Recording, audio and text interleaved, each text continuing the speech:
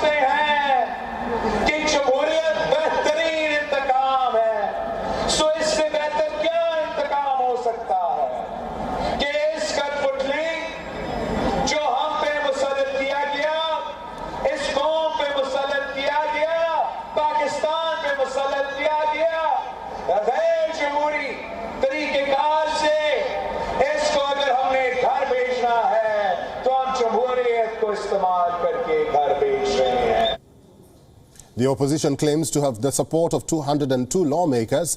That's way more than what they need. The National Assembly of Pakistan has 342 seats. Imran Khan plus allies have 177. The opposition has 162. The halfway mark is 172.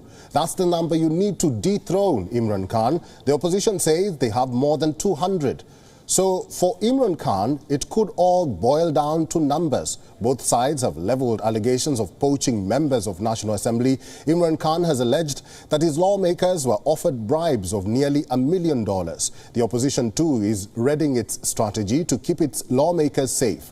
Opposition parties, the PMLN and the PPP, have created WhatsApp groups and legal committees to protect their members and secure their participation during the no-confidence motion against Khan. Sources say opposition leaders are keeping an eye on whereabouts and movements of their members. The Speaker must call the lower house in session by March the 22nd, while voting on the no-confidence motion must take place between March 26th and March 30th. According to Pakistan Constitution, if the no-trust resolution against the Premier is passed by a majority of the total membership of the lower house, the Prime Minister ceases to hold office. And if the tall claims on majority support by the opposition turn out to be true, the PTI government could go home.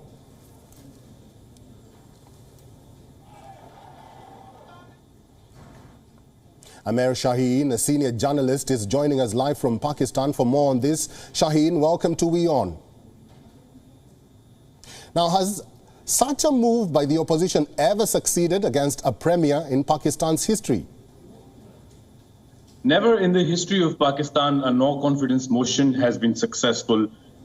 If you look at the past two governments, Prime Minister Imran Khan, who was in opposition at that time, he tried to oust the government. He never even talked about the no-confidence motion. He talked about these large protest rallies where they wouldn't pay any bills, they wouldn't pay any taxes, and they would be disrupting every business that happens in the country. But they've never talked about no-confidence motion because it's never worked in Pakistan.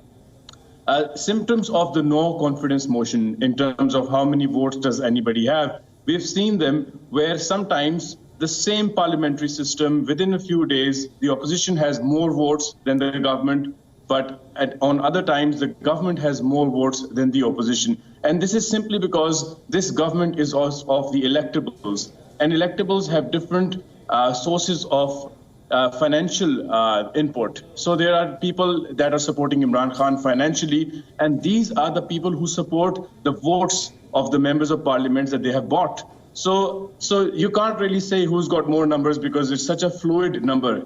But right now, what we can really say is that two of the biggest financiers of Imran Khan have actually defected, and they're saying that they're going to vote against Imran Khan. That is the biggest threat. But right now, the opposition, if realistically speaking, because if we listen to everybody, then there are more than 342 votes, which can't be true. So realistically speaking, the opposition still has to garner another 6 to 7 extra votes in order to break Imran Khan's government. And not to say Imran Khan government or the military or the judiciary behind it will also be able to break away some of the opposition votes as well. It's not just the government votes that are going to break, but also the opposition votes that are going to break. Right. Shaheen, if the no trust vote does go through, is there a likelihood that the Prime Minister will concede or he will fight and remain defiant? And in your view, does the opposition seem ready to take the responsibilities of running a government? Anybody is more ready to take the reins of the government than this government itself. So anybody would be more in a position to run the government. If the no confidence motion does succeed, which I don't think it will, if it does succeed, then of course there is no legal remedy. Imran Khan has to go home.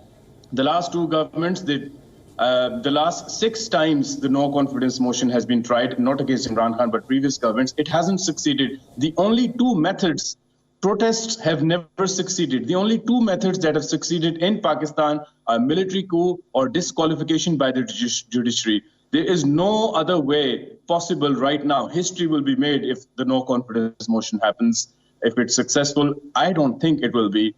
But if it does, because first time things happen too, so if it does, then Imran Khan has no other way rather than a re-election for the Prime Minister. And if Imran Khan loses this election, which it will indicate that the military establishment and the judicial establishment is not backing Imran Khan anymore, which is highly unlikely. But if that is the case, then of course the new Prime Minister would be anyone but Imran Khan, because Imran Khan would not be the favorite of the selectors. We need to remember that the other protests that Imran Khan was doing when he was in opposition, he was calling out to the military and to the judiciary to help him oust Imran Khan, Yusuf Raza Gilani, and all the other prime ministers that have gone back home because the judiciary or the military didn't want them to. Right. So Imran Khan now, his response is very, very interesting. Imran Khan is not talking about the votes. He's not saying I have enough votes to stay. He's not just saying that. What he's saying is that the army is behind me and my government is going nowhere. So that is an indication of what's happening in terms of the pushes and the pulls when it comes to the member of National Assembly who are going to vote him out, which I highly doubt would be the case. Senior journalist Amer Shaheen, thank you very much for your insights today and for talking to WION.